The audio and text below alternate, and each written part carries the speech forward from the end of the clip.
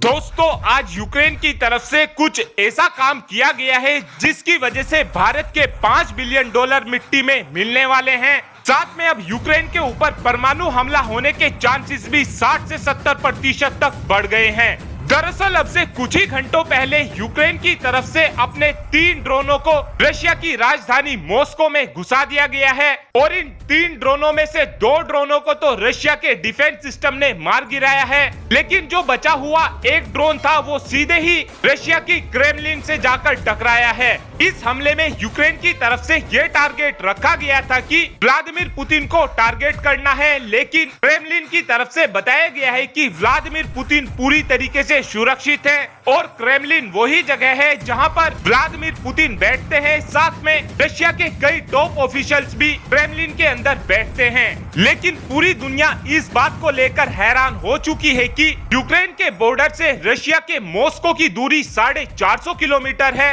और यूक्रेन के ये चिंदी ड्रोन रशिया के अंदर 450 किलोमीटर तक घुस गए हैं। लेकिन उस समय रशिया के S-300, S-400 और S-500 की सिक्योरिटी को इन ड्रोनों ने पूरी तरीके से तोड़कर रख दिया है और ये रशिया की सबसे बड़ी बेइज्जती मानी जा रही है।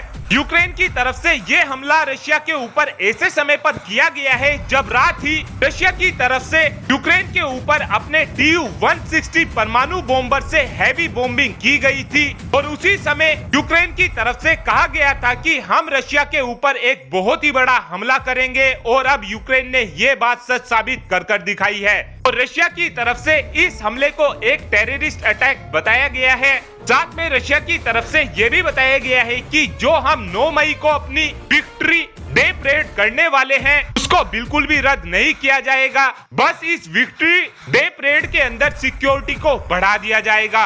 लेकिन यूक्रेन के इस हमले की वजह से ये बात तो पूरी तरीके से कंफर्म ही समझिए कि आज की रात यूक्रेन के ऊपर बहुत ही ज्यादा भारी होने वाली है, क्योंकि रशिया की तरफ से भी आज यूक्रेन के ऊपर बहुत ही ज्यादा हैवी बॉम्बिंग होने वाली है। और अब बात करते हैं कि भारत के $5 बिलियन मिट्टी में क्यों मिलने वाले हैं। पिछले कुछ समय से रशिया और यूक्रेन युद्ध में ड्रोनों के सामने S-400 पूरी तरीके से फेल साबित हो रहे हैं। ऐसे में भारत के लिए यही बेहतर होगा कि हम अटैक करने के हथियार किसी अन्य देश से ले सकते हैं, लेकिन अपनी खुद की सिक्योरिटी के लिए अपने डिफेंस सिस्टम को भारत को खुद ही बनाकर तैयार करना चाहिए। इस हमले को देखते हुए आपको क्या लगता है कि भारत को अपने डिफेंसिव हथियार खुद ही बनाने चाहिए या फिर दूसरे ही देशों से ऐसे ही लेना चाहिए? इस बात का आंसर आप कमेंट बॉक्स में कर सकते हैं। Thanks for watching this video. Have a good day.